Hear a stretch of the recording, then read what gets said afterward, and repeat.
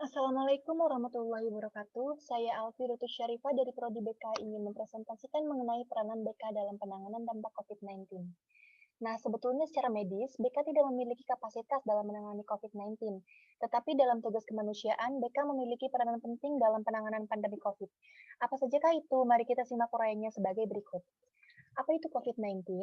Menurut ala dokter, COVID-19 adalah penyakit yang disebabkan oleh virus Severe Acute Respiratory Syndrome Coronavirus 2 atau SARS-CoV-2. Kapan pertama kali muncul? Kasus pertama penyakit ini terjadi di kota Wuhan, Cina pada akhir Desember 2019. Setelah itu, COVID-19 menular antar manusia dengan sangat cepat dan menyebar ke puluhan negara, termasuk Indonesia hanya dalam beberapa bulan. Nah, bagaimana cara penyebarannya? Penularan itu terjadi melalui benda di sekitar kita yang tercemar virus COVID-19 yang kita sentuh dan kemudian menyentuh mulut, hidung, dan mata. Maka penularan itu sangat efektif. Kemudian, apa itu BK dan konselor? BK adalah sebuah layanan bantuan untuk memberikan solusi kepada siswa, begitupun dengan konselor. Hanya saja cakupannya lebih luas, targetnya yaitu masyarakat. Berperankah BK dan konselor dalam penanganan pandemi ini? Ya, sangat berperan. Konselor menjadi salah satu garda terdepan dalam menjaga kesehatan mental siswa di dunia pendidikan. Kemudian mengenai peranan layanan BK dalam masa pandemi, terdapat dua kategori peran BK dalam menangani pandemi ini, yaitu peran yang sifatnya global dan peran yang sifatnya spesifik. Yang pertama, layanan global BK. Layanan ini tidak menggunakan pendekatan yang sesuai dengan keilmuan BK, melainkan sesuai dengan protokol kesehatan yang telah ditetapkan oleh WHO dan instansi pemerintah. Contoh-contoh layanannya memberikan informasi, edukasi, dan publikasi tentang penanganan pandemi COVID-19 dengan berpedoman pada panduan resmi yang diedarkan pemerintah. Nah, layanan spesifik BK. Kalau layanan ini tuh memerlukan pengetahuan, keterampilan, dan keahlian bimbingan dan konseling, yang sifat bantuannya sesuai dengan kerangka keilmuan, keterampilan, dan keahlian bimbingan dan konseling yang dimilikinya. Contoh kegiatannya adalah diskusi ilmiah, dialog fokus, webinar seminar nasional, workshop, talk show, produk buku, dan karya ilmiah lainnya yang diselenggarakan oleh perguruan tinggi, asosiasi, maupun perhimpunan.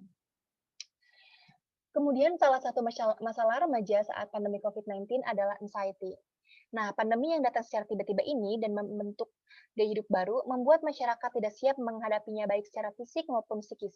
Salah satu kondisi psikologisnya adalah anxiety. 54% remaja mengalami tingkat anxiety pada kategori tinggi berdasarkan penelitian Universitas Negeri Padang disebabkan karena kurangnya info mengenai COVID-19. Sedangkan menurut American Psychology Association, kecemasan merupakan keadaan emosi yang muncul saat individu sedang stres dan ditandai oleh perasaan tegang, pikiran yang membuat individu merasa khawatir dan disertai respon fisik. Anxiety pada remaja terjadi karena kurangnya informasi mengenai COVID-19 ini, sehingga yang mereka tahu hanyalah bahwa virus corona ini sangat berbahaya, sulit disembuhkan jika sudah terinfeksi, hingga menelan banyak korban jiwa. Sedangkan mengenai dampaknya, yaitu kurang tidur, kesulitan fokus, sering lupa, meningkatnya iritabilitas, dan mudah marah. Nah, peran BK dan konselor. Selaku guru BK dan seorang konselor, ada beberapa hal yang dapat dilakukan untuk menangani remaja yang mengalami anxiety. Adalah dengan memberikan pelayanan seperti konseling individual, bimbingan dan konseling kelompok, kemudian direduksi dengan memberikan berbagai pelayanan konseling agar tingkat anxiety remaja tersebut dapat diperkecil. Selanjutnya, menggunakan pendekatan Cognitive Behavioral Therapy atau CBT karena lebih efektif untuk mengatasi kecemasan.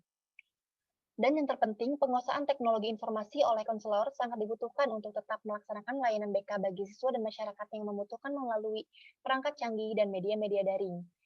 Berhubung tidak bisa melaksanakan konseling secara offline, maka dari itu perlu konseling secara online dengan beberapa media seperti aplikasi Google Meet, video call, live chatting, dan bentuk aplikasi canggih berbasis online lainnya.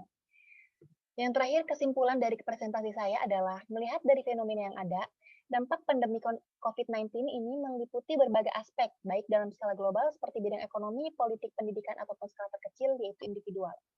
Sehingga BK dan konselor hadir untuk siswa remaja maupun masyarakat untuk memberikan pelayanan seperti pelayanan konseling individual, bimbingan dan konseling kelompok, berbagai pendekatan konseling dapat diterapkan dalam kegiatan ini. Berdasarkan beberapa penelitian menyatakan menggunakan pendekatan Cognitive Behavioral Therapy atau CBT lebih efektif untuk mengatasi kecemasan dibanding pendekatan yang lain. Mungkin cukup sekian presentasi dari saya, kurang lebihnya mohon maaf. Terima kasih atas perhatian Anda. Wassalamualaikum warahmatullahi wabarakatuh.